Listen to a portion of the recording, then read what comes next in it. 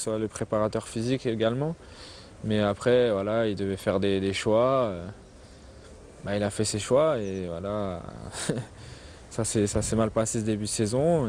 Mais dans l'ensemble, ouais, positif cette saison.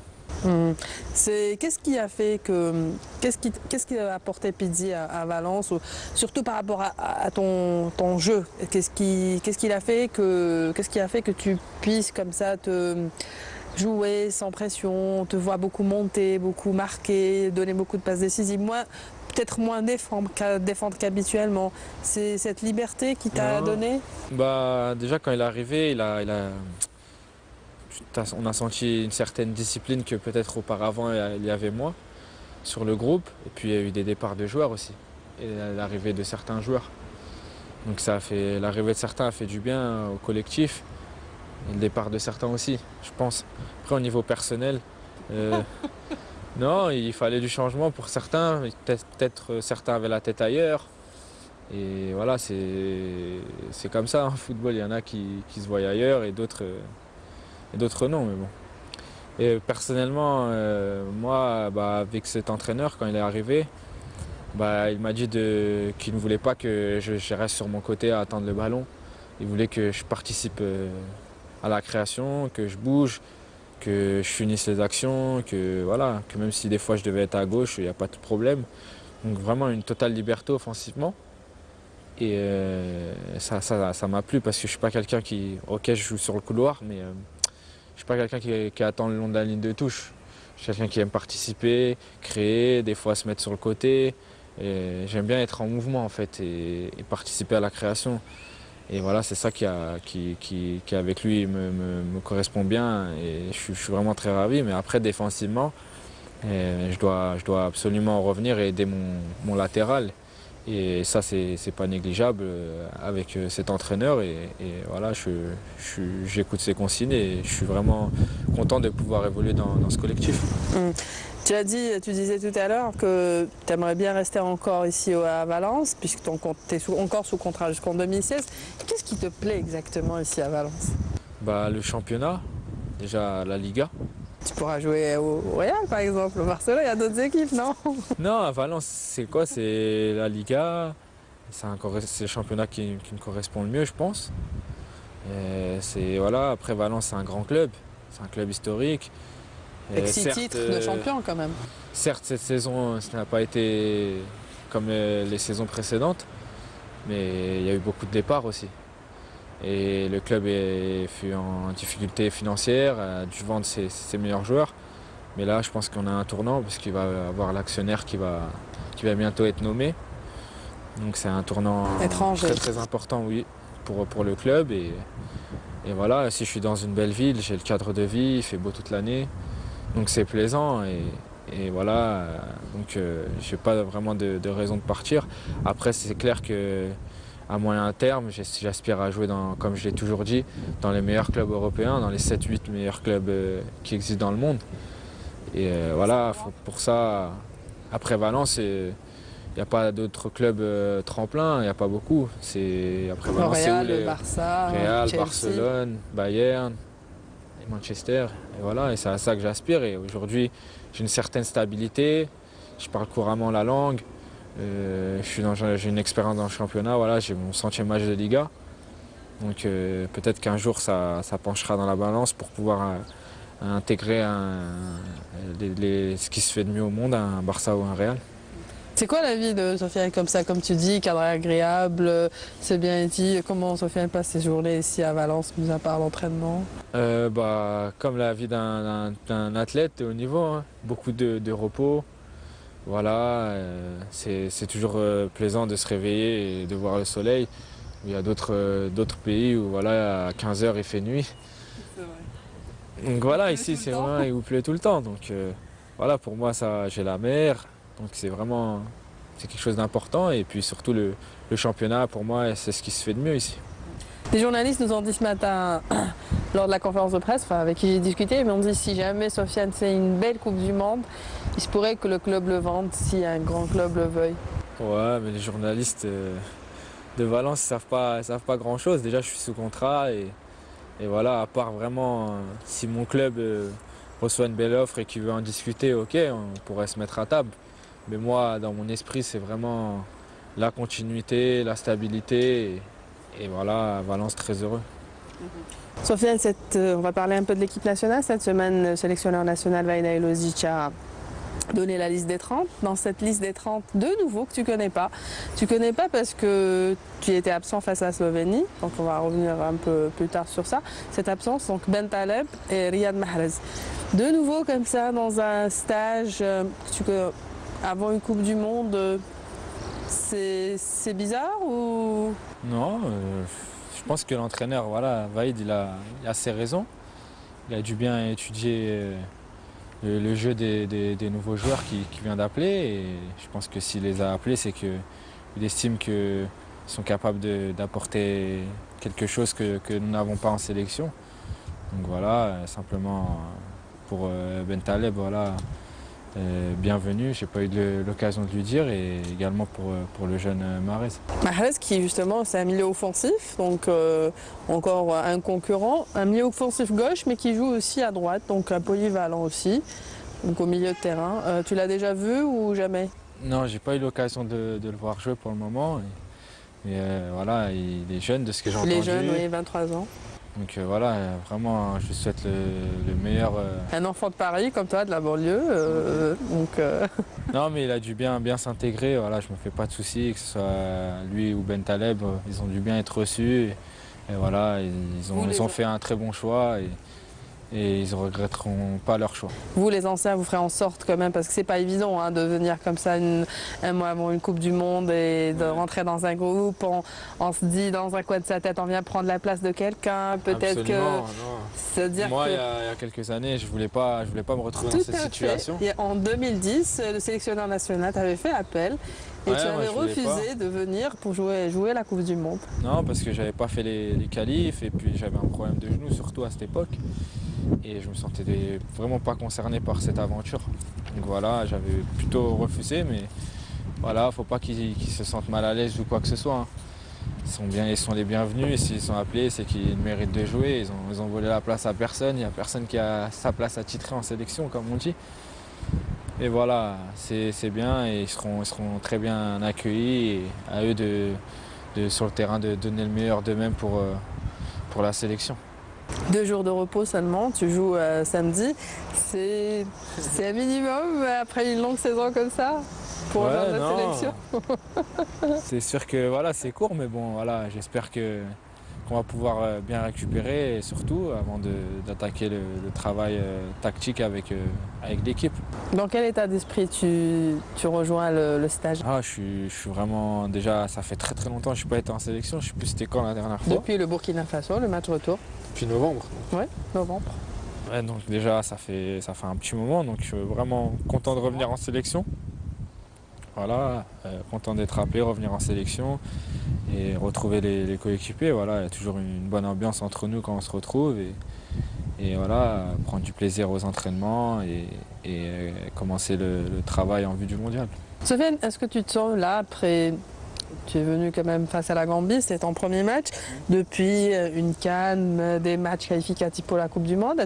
Est-ce que là, avant tu disais toujours non, est-ce que là tu te sens un des cadres de cette équipe et peut-être un des leaders, sachant qu'il y a beaucoup de jeunes qui sont venus, qui sont jeunes, quoi, qui ne connaissent pas trop cette équipe nationale, même si certains anciens y sont toujours. Hein, mais est-ce que tu te sens un peu plus responsable qu'avant? C'est vrai qu'il y a eu beaucoup d'arrivées dernièrement, et que voilà, je crois, si je regarde bien, je suis dans le groupe un peu des anciens. Donc voilà, certes c'est à nous d'aller vers les autres pour leur adaptation, tout ça. Maintenant, leader, moi, ça je sais pas, c'est des coéquipiers qui pourraient en parler. Moi, c'est sur le terrain que j'essaie d'être leader surtout. Voilà, apporter ce que je sais faire et être décisif dans les matchs de l'équipe nationale. Donc tu auras parlé aux jeunes là, parce qu'on sait que tu es quand même assez réservé, on connaît un peu ton tempérament. Réservé, non, non, ça c'est ce qu'on pense. C'est ce qu'on pense de l'extérieur peut-être, mais non, je suis simple avec tout le monde. Moi, en sélection, je parle avec tout le monde, je discute, voilà. Et non, il n'y a pas de problème de réserve ou pas, en sélection, on rigole bien, on s'amuse bien, il y a une bonne ambiance. Quand il faut travailler, ça travaille. Quand tu fais rigoler, voilà, il y a de tout dans la sélection. On va revenir un peu sur ce match de la Slovénie. Tu disais que ça faisait... D'abord, ce problème de dentition est définitivement réglé. Ça va? Oui, oui, absolument. Non, ça y est, c'est derrière moi. Donc, on rappelle que c'est à cause d'une opération au niveau de la dent de sagesse que tu avais raté ce stage. Après le match, le sélectionneur national avait dit oh, j'ai pas trop aimé qu'il vienne, Sofiane ne vient pas. Est-ce que tu as compris un peu cette réaction? À vrai dire, pas trop, non, mais après, on connaît Vaïd, il est toujours comme ça. Enfin, c'est pas méchant, hein. Ses déclarations, bien souvent, elles sont mal prises. Mais il faut le connaître et voilà, c'est quelqu'un qui parfois pousse le bouchon un peu trop loin, comme on dit. Mais voilà, non, pour ma part, c'était dans l'intérêt de Sofiane, premièrement, de mon club qui est celui qui me paye tous les mois, et de la sélection aussi en vue du mondial. D'arriver sans problème, voilà, j'avais une infection, donc ça faisait un petit moment que je traînais ça avec des médicaments, des antalgiques, etc., des anti-inflammatoires, et ça me cassait un peu. Et voilà, C'est-à-dire que tu avais le choix soit de faire cette opération à l'époque en fait, j'avais des matchs tous les 3 jours à cette époque. Et mon club m'a proposé de le faire le lundi, ce qu'il y avait de mieux dans le calendrier par rapport au club. Et moi, c'est mon employeur, donc je me devais d'accepter. Et j'en avais parlé au président de la fédération qui était entièrement d'accord. Et j'avais l'aval du docteur pour l'aller, donc voilà, il n'y avait aucun problème par rapport à ça. Tu as certainement dû regarder ce match contre la Slovénie. Comment tu as trouvé l'équipe nationale? Contre la Slovénie, c'était une belle partie de l'équipe nationale. On a fait une belle partie, on a proposé vraiment du beau jeu au public. On repartait de derrière. J'étais vraiment content, même si, pour être honnête, je m'attendais à une meilleure partie de la Slovénie. Voilà, je m'attendais à que ce soit plus difficile et je pense que sur 90 minutes, on leur a posé beaucoup de problèmes, mais eux ont pratiquement peu démontré voilà, leur niveau réel et leur classement FIFA. Donc voilà. Et c'est bien pour la confiance et surtout c'était l'occasion de donner du temps de jeu à certains qui auparavant n'avaient pas pu se mettre en valeur. Et voilà, on a vu que malgré les absents, voilà, on peut compter sur tout le monde en sélection nationale et c'est très bien pour ça. Tu parles aussi certainement de Djabou parce que Djabou a joué ce match et c'était pour Vaïd, parce que nous on le connaissait, il jouait en Algérie, donc nous les journalistes, même les Algériens le connaissaient. Pour Vaïd c'était un petit peu la surprise, une belle surprise du fait que Djabou a fait une belle partie ce jour-là. Ouais, non, il n'y a pas que Djabou, il y a beaucoup de joueurs. Le nouveau Bantaleb aussi était pas mal. Oui, ou Yacine. Roulam, Yacine. Yacine derrière qui a fait une belle partie. Non, vraiment tout le monde s'est mis vraiment en valeur et vraiment faut féliciter toute l'équipe et ça montre que la sélection d'Algérie a vraiment progressé et a beaucoup de joueurs de qualité. Et voilà, si un est absent, il pourra être remplacé sans problème. Tu disais justement qu'on n'a pas été trop inquiété. C'est un peu l'avis de l'opinion publique en ce moment, parce que autant on s'inquiète pas, non, mais on sait que devant, on peut marquer, il y a du jeu, on peut réussir à trouver des solutions. Mais là, jusque-là, on n'a pas été trop inquiété derrière. C'est-à-dire, finalement, on ne connaît pas très bien à quel point notre défense peut tenir face, par exemple, à une grosse équipe comme la Belgique. C'est un peu pour nous l'inconnu. C'est un inconnu pour vous. Non, là on a des joueurs qui je pense, sont de qualité, soit défensivement ou offensivement. Maintenant c'est sûr qu'une équipe par exemple comme la Belgique, on n'a jamais affronté une équipe de ce calibre. Et voilà, ce sera une nouvelle expérience pour la plupart. Mais après, sur un match, tout est possible. Voilà, c'est pas un championnat, c'est un match et sur une confrontation directe. En plus, c'est la Coupe du Monde, il y a la pression. Ça peut être pour eux qui ne nous connaissent pas vraiment bien, peut-être un avantage pour nous. Pour eux, de nous prendre de haut aussi, ça peut être aussi un avantage en plus. Et donc, je pense que voilà, avec la pression, certains se transcendent, mais moi, je ne suis pas inquiet par rapport à la défense. Je connais mes coéquipiers et j'ai absolument confiance en eux. Et on répondra tous présents, que ce soit la défense ou toute l'équipe, parce qu'on défend à partir de l'attaquant de pointe. Donc voilà. Là, Sofiane, tu présentes le vestiaire? Ouais, c'est notre vestiaire, voilà. Il y a chaque joueur, moi je suis là.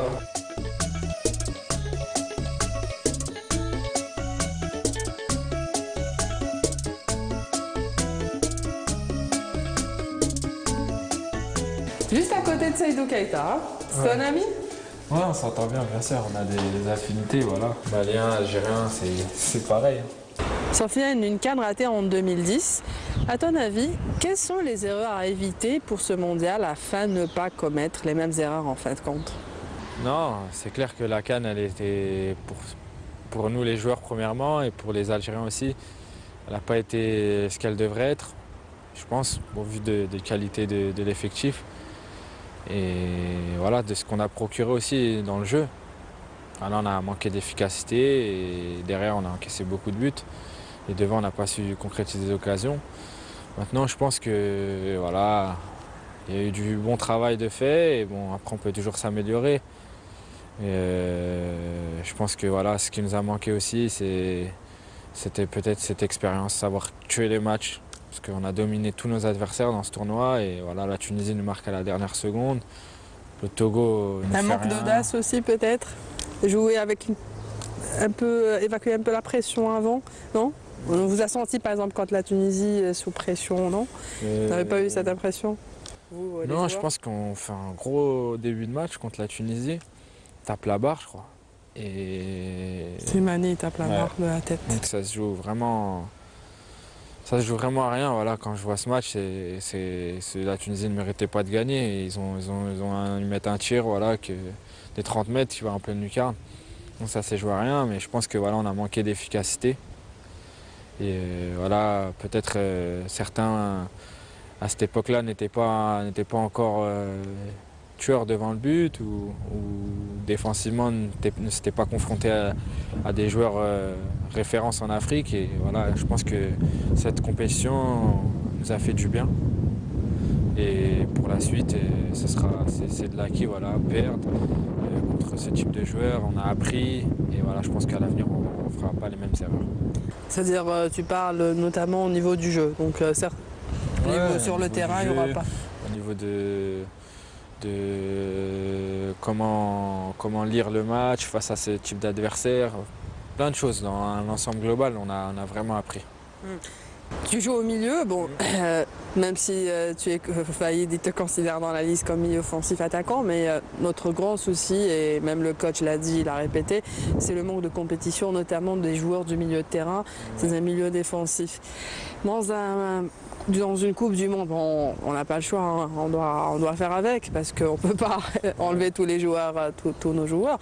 Mais dans une Coupe du Monde comme ça, quand on a tout un milieu qui ne joue pas, tout un milieu défensif, tu penses que ça peut être un problème ou on peut quand même compenser? C'est clair que c'est un problème, le temps de jeu. C'est pas pour une compétition majeure comme celle-là. Normalement, c'est pas négociable. Voilà. Une compétition comme ça, il faut être prêt et arriver le jour J en étant prêt physiquement et mentalement. Et voilà, ceux qui passent une saison difficile dans leur club, ce serait mentir de dire qu'ils arrivent prêts en sélection. Après, voilà, on a toujours eu ce problème en sélection. On l'a eu en 2010, on l'a toujours eu. Donc c'est quelque chose qu'on fait avec en sélection, mais surtout, ce qu'il faut dire, c'est que ceux qui ont joué et qui étaient à court de forme ont toujours répondu présent en sélection et on a pu s'appuyer sur eux. Donc voilà, je pense qu'il y a des professionnels, certains dans leur club ont travaillé davantage pour pouvoir arriver prêts. Et voilà, collectivement, il faudra bien se préparer. Ceux qui ont fait beaucoup de matchs ces saisons devront récupérer. Voilà, et ceux qui n'ont pas joué devront faire un peu plus de travail et c'est ça la clé de la réussite de ce mondial, je pense. Vaïd, lors de la conférence cette semaine, il a surtout parlé de la Corée du Sud, pas de la Belgique, pas de la Russie. Il a dit les Coréens m'ont vraiment impressionné. Pour moi, je les ai vus, ils jouent comme de la PlayStation, tactiquement et tout. est-ce que il n'a pas parlé de la Corée parce qu'il connaît, je te pose la question, hein, connaissant le joueur algérien, que contre des grosses équipes, répond toujours, peut-être c'est un message, et sachant que contre une équipe moyenne, on a tendance à fléchir un peu. Non, c'est vrai que le joueur algérien, quand il est touché dans son orgueil, qu'on le rabaisse, il a tendance à se surpasser. Et peut-être que Vahid veut jouer sur ça. Non, je sais pas. Non, mais ce sera vraiment 3 matchs compliqués. Et voilà, moi je dis que c'est ouvert. C'est bien de commencer avec la Belgique. Je préfère, moi. Peut-être que eux, premier match, ils auront du mal à se lancer. Et que eux aussi, collectivement, eux, c'est pas une équipe. Bon, certes, ils ont que des individualités de très haut niveau, mais collectivement, ils n'ont pas un gros vécu. Et sur une phase sur un mondial, ils peuvent pêcher et peut-être commettre des erreurs et surtout nous prendre de haut. Donc c'est mieux de les affronter, moi je pense, le premier match. Après c'est ouvert ce groupe et je pense que si on se prépare bien, Inch'Allah, il y a moyen de faire quelque chose de grand. Sincèrement, vous y croyez, cette qualification pour le deuxième tour? Même la génération en or de 82 n'a pas réussi à le faire. Bon, sans parler bien sûr de la combine qu'il y a eu entre l'Allemagne et l'Autriche, mais vous avez cette chance, votre génération, de marquer l'histoire. Est-ce que vous y croyez ou pas? Déjà, ce groupe, je pense qu'il est plus difficile qu'en 2010. Quand on voit les équipes, voilà, l'Angleterre n'était pas une grosse nation, n'a jamais été une grosse nation dans un tournoi international, n'a jamais fait mieux que le 8e. La Slovénie était abordable et les États-Unis, bon, c'était une belle équipe, mais abordable aussi. Je pense que cette année, c'est plus homogène et voilà, je pense qu'on peut faire quelque chose, absolument. Il faut le croire, il faut vraiment l'avoir au fond de soi. Et voilà, il y a des joueurs de qualité qui sont capables de faire la différence à n'importe quel moment. Et je pense que si on est soudé et qu'on pense collectif, pas vouloir faire ça Coupe du Monde, et ben c'est là qu'on pourra vraiment se mettre à rêver et faire quelque chose. Mais voilà, vraiment penser collectif, c'est la clé, parce que dans cette équipe, il n'y a personne qui est au-dessus de l'autre. J'allais enchaîner sur ça parce que bizarrement, Vahid Halilhodji cette semaine a dit, j'ai jamais eu un joueur depuis que je suis là qui a dribblé 5-6 joueurs et qui a marqué tout seul. Donc il n'y a pas un grand... Messi qui fait ça. Voilà, j'ai pas un grand joueur dans l'équipe, voulant dire que notre force c'est le collectif. Oui, bien sûr, l'erreur, il a dit notre erreur. Si jamais un joueur ou les joueurs pensent, parce que dans une Coupe du Monde, on va essayer, les joueurs, bon c'est une Coupe du Monde, tout le monde nous voit, tout le monde les voit, donc ils vont essayer de se vendre ou penser à eux, ça va être, on va être cuit lors des 3 matchs. C'est-à-dire que si on pense individuellement, on n'a aucune chance. Mais si on pense collectivement, c'est là où on peut réussir quelque chose. Non, mais c'est clair. Voilà, c'est au groupe d'en discuter entre nous, voilà, de vraiment mettre les points sur les i avant la compétition. Voilà, ce sera le moment de le faire durant ce mois de préparation. Vraiment se dire les choses en face et ça c'est primordial. Voilà, c'est le collectif qui va réussir à faire quelque chose. Sinon, voilà, on va rentrer chez nous rapidement et voilà, il n'y a aucune sélection qui arrive loin dans un mondial ou je sais pas dans une Coupe d'Afrique. C'est vrai qu'il y a le Ramadan, mais vous avez bien envie de continuer. Hein. Non, comme par exemple, j'aimerais prendre l'exemple de la Zambie qui était un collectif. Il n'y avait pas Tout à fait. un joueur que je connais, moi. Il n'y en avait pas un Tout à dans fait. cette sélection ou la Grèce qu'on a vu il y a quelques années à l'Euro. À l'Euro, tout à fait. Qui était un collectif où je peux citer d'autres équipes qui ont été loin. Mais voilà, on a vu le Ghana, voilà. en Coupe du Monde qui a raté une demi-finale. Ouais, pour un penalty. Voilà, c'était un gros collectif. Donc il faut s'appuyer là-dessus et voilà, il n'y a que comme ça qu'on pourra faire quelque chose. Si vraiment tout le monde s'implique à fond et fait les efforts, voilà, après il y a le talent individuellement pour pouvoir faire mal à n'importe quelle défense. Le problème de notre équipe nationale, c'est que depuis 2 ans, on n'a jamais joué avec la même équipe pour des raisons diverses, pour des blessures, pour des absences, pour manque de compétition. On a 2 matchs amicaux, le coach avait demandé un 3e, c'est prévu qu'il y ait un match au Brésil le 13 contre le Nigeria, mais finalement il n'y aura pas lieu, le 11 parce que le Nigeria, ils arrivent le même jour. Donc finalement, on devra se contenter de 2 matchs amicaux. Ça risque d'être insuffisant ou tu penses que ça va le faire? Non, je pense que l'équipe, elle se connaît, voilà. Le collectif, ça fait 2 ans qu'il 3 ans. 2 ans au moins. 2 ans qui jouent ensemble, qui s'entraînent ensemble et qui se connaissent plus ou moins. Voilà, on va être un mois encore ensemble, on a fait un mois à la CAN. Donc tout le monde se connaît, je pense pas que ce soit les matchs amicaux qui vont changer quoi que ce soit. Je pense que la clé, c'est plutôt récupérer les joueurs qui ont beaucoup joué et les joueurs qui ont peu joué, leur faire un travail spécifique vraiment pour qu'ils arrivent le mieux possible le jour J. Et je pense que c'est là la clé de cette Coupe du Monde. Beaucoup de choses ont été dites au cours de ces derniers jours sur le maintien ou le probable départ de Vajda Ilozic. Même lors de cette conférence, le sélectionneur il a dit qu'il prendrait sa décision après la Coupe du Monde, qu'il s'est mis d'accord avec Raurawa pour lui rendre une réponse définitive après la Coupe du Monde. Toi, est-ce que tu serais pour son maintien ou à la limite, ça ne dérangerait pas qu'il parte? Non, je pense que Vahid, jusqu'à présent, il a fait vraiment un boulot remarquable. Voilà, que ce soit sur le terrain et en dehors. Voilà. Et il a aidé beaucoup de joueurs à progresser, ne serait-ce que mentalement. Moi, il ne les a pas au quotidien, mais les discussions qu'il a pu avoir avec certains, ça les a aidés à se sentir mieux. Et voilà, la sélection, les résultats parlent d'elles-mêmes. Voilà, une deuxième qualification mondiale. Beaucoup de joueurs de talent sont arrivés, et une génération jeune. Et je pense que ce qu'il a fait jusqu'à présent, c'est très positif. Maintenant, voilà, son avenir, je ne sais pas officiellement qu'est-ce qui.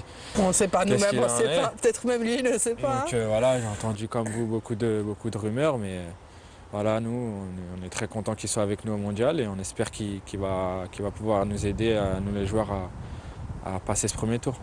Bien sûr, je ne peux pas ne pas évoquer les éliminatoires de la CAN au Maroc. Il y a eu le tirage au sort récemment. Il y a l'Éthiopie, le Mali, le Bénin probablement. D'abord, le Mali, est-ce que tu en parles avec Seydou Keita, ton coéquipier? Ouais, quand le tirage est sorti, on en a parlé. C'est lui qui m'a dit qu'on était dans la même poule, je crois.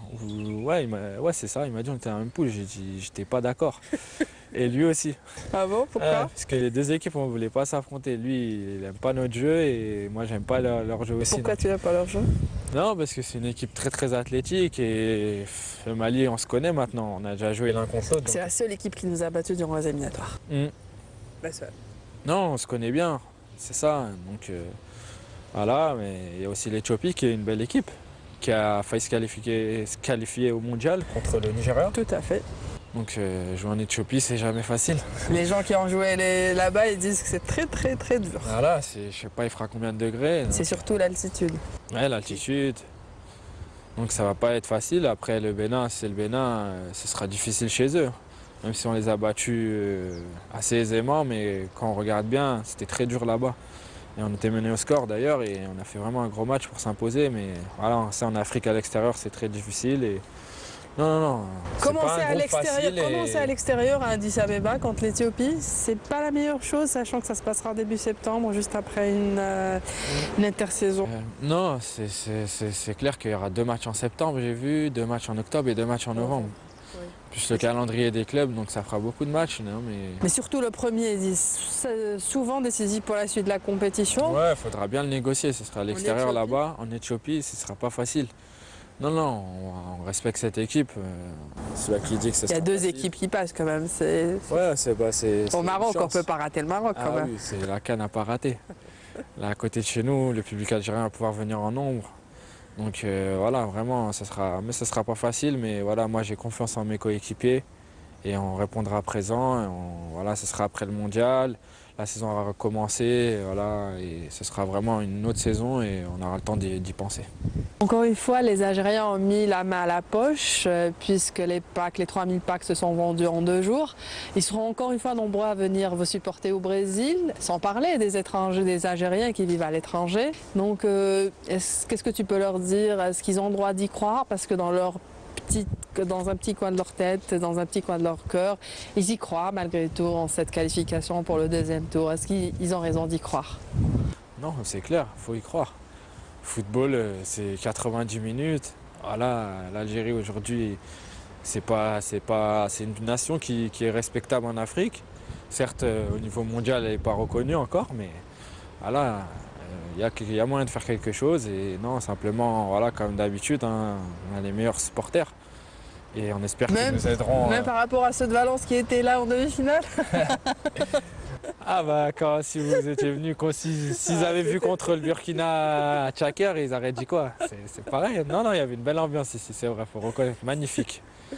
Non, mais non, pour revenir aux Algériens, non, simplement qu'ils nous aident voilà, dans les moments compliqués, parce qu'il y en aura au mondial.